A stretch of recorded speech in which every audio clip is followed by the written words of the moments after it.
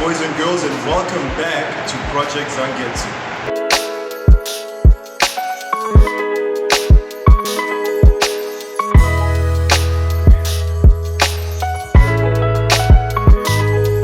What's going on, guys? I know it's been a while. Please feel free to go ahead and crucify me in the comments. I think it's been a total of 12 days now since my last upload. So I do sincerely apologize for that. I do try to be as consistent as possible, but life often gets in the way in terms of like finding the right logistics and opportunities to film a video, as well as budget. Budget is definitely one of the biggest reasons why it's difficult to actually have content to film on the regular, because I mean, I would love to film things like install videos as often as possible, or going to car meets and things like that, or reviewing other people's cars, but budget to buy parts to install and the time outside of work to find car meets to go to and stuff to film is a bit difficult, especially because I work a job where I'm working 12-hour shifts, 6 a.m. to 6 p.m. and then night shift 6 p.m. to 6 a.m.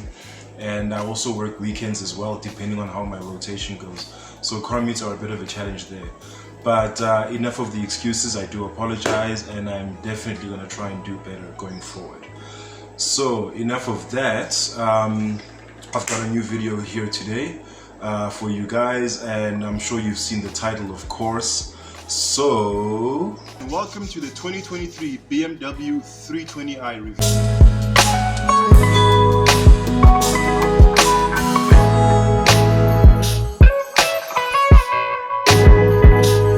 So the 2023 BMW 320i. I am actually pretty impressed with this model of car. Thanks to Sunny Car Rentals, where I work, I actually have access to one, not to drive it, but to be able to showcase to you guys, so that you guys have an idea of some of the vehicles you will find if you go to our website looking for a luxury vehicle to rent for a weekend or a holiday. So the 320i, I'm actually pretty impressed with it, because the trend these days seems to be to give out lesser engines than what's actually marketed on the badge. Like, if I can make an example, the Mercedes-Benz C200, which we reviewed not too long ago, also from Sunny Car Rentals.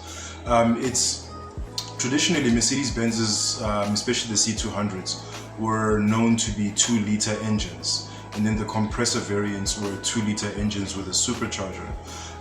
But the latest models are actually 1.6-liter turbo engines that have an electrical engine that works in tandem with it in order to produce the extra power output and things like that. So as far as I'm concerned, personal opinion, it's a bit misleading, and you're also getting like a lot less for your buck, you know, because a 1.6-liter turbo engine can only produce so much power. It's pretty impressive in and of itself, but call it that if that's what it is, you know. It having an extra electrical engine that, you know, helps with the heavy lifting isn't quite the same as having a 2-liter engine. But I digress. Let's go back to the BMW. So it has an actual 2-liter turbocharged engine that makes power of 135 kilowatts and 300 Newton meters of torque. It's a rear-wheel drive, so it's fun in terms of having all that power and being able to swing out the tail every now and then if you're that kind of a driver. It also comes standard with 19-inch wheels, which is also very impressive. That's normally things that petrol heads like myself have to buy after the fact, or aftermarket, if you will, to modify your car and make it look better and make it handle better as well, thanks to the wider wheels and tires that you also have access to at those sort of like sizes of wheels. I mean, in true BMW fashion, it has an immaculate, elegant interior with a mix of synthetic and real leather in the fabric. It's got an awesome infotainment system, which I think is about 12 inches if I'm not mistaken. A great BMW iDrive system. The sat navigation is also, I'm told, I haven't had a chance to use it myself, but I'm told it's pretty accurate and it's pretty nice and responsive and everything. It also comes standard with a sunroof. a nice component to luxury vehicles, because you don't always want to open your windows in order to get a breeze. Sometimes you want to do something a little bit different and open the top, you know, because windows can sometimes get that buffeting effect when you're driving. So a sunroof, I imagine, I haven't had a chance to experiment with one, has a different sort of like experience when you're trying to ventilate the car and cool yourself down while driving. It also has, you know, very roomy leg room in the rear seats as well. So if you have passengers, they'll be completely comfortable. It also has some convenient reading lights that are located on the B pillars of the car. There's also passenger controlled ventilation in the just behind the handbrake in the center console of the car, as well as 2 USB ports that passengers can use for charging. So it's very sort of like, you know, accommodating and very user-friendly as well, for, you know, not only the driver but the passengers as well. And speaking of the driver, it has awesome bolstered seats that are virtually bucket seats, but not quite. They do have headrests, but they definitely do keep you nice and hugged in the corners. So I can't wait for the opportunity to actually drive one and see what it feels like when it gets into boost. But at 135 kilowatts, I'm pretty impressed. Although 2-liter turbos, the standard for them power output used to be about 147 kilowatts.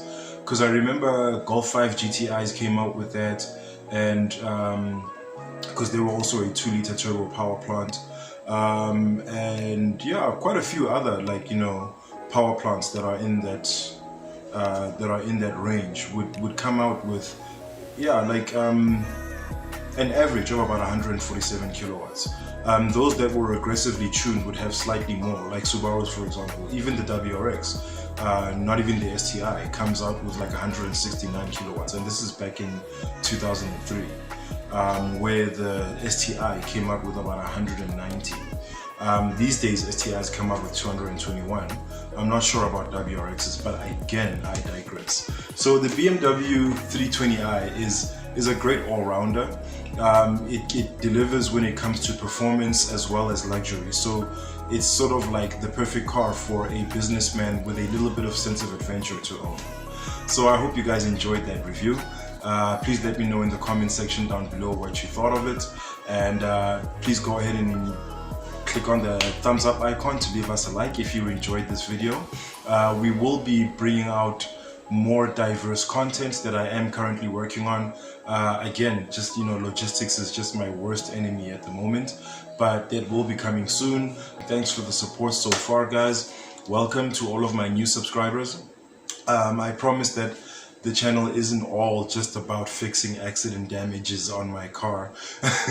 We do some fun stuff here as well, and I'm hoping to do a lot more like epic stuff in future. There are some plans, they're just taking some time to materialize. But other than that, guys, let me know what you thought about this video in the comment section down below. I do hope you enjoyed it. If you didn't, try and be as respectful as possible as you express your opinion. Otherwise, all opinions are welcome. But that's gonna be it for me. I have been Zangetsu, and thank you so much for hanging out. As usual, people, if you want to see more from Project Zangetsu, please click on the subscribe button, and be sure to hit that bell so that you are notified each and every time I drop new content on this here channel. And then, as usual, take care of each other, stay awesome, and keep the dream alive. Peace.